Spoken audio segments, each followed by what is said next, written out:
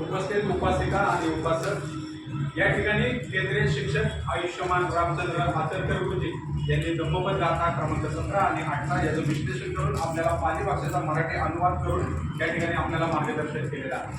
आज या ठिकाणी उपस्थित असलेले आपले बोधाचार्य ईश्वर खानंबे गुरुजी हे देखील या ठिकाणी उपस्थित आहेत आणि त्याचबरोबर आपले आदर्श आपले भंतेजी हे देखील या ठिकाणी उपस्थित आहेत। कार्यक्रमाला उशीर झाला त्याबद्दल शाक्यमुनी बुद्धविहार माता रमाई महिला मंडळ आणि भीमचंद्र मित्र मंडळाच्या वतीने आभार व्यक्त करतो। त्याचबरोबर आज या ठिकाणी शारदाताई नवरे यांचे वडील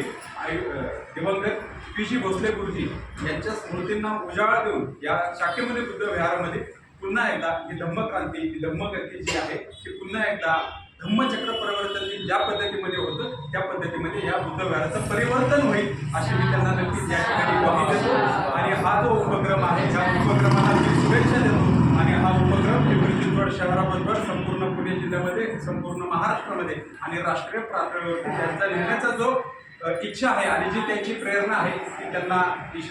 तथागतांतर्फे त्यांना ताकद आणि त्याची जी विल पॉवर आहे ती अतिशय खूप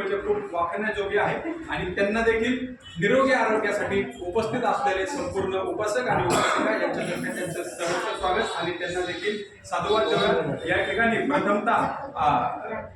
निवृत्ती जाधव गुरुजी आपले उपस्थित भंतेजी यांचा सत्कार करतील आणि त्यानंतर निवृत्ती जाधव गुरुजी आचरकर गुरुजी आणि खारंबे गुरुजी यांचा सत्कार करतील अशी मी जाधव गुरुजींना विनंती करतो की त्यांनी सत्कार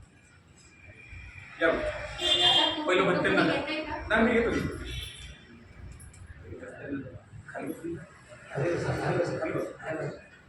ठीक आहे तुम्ही बसा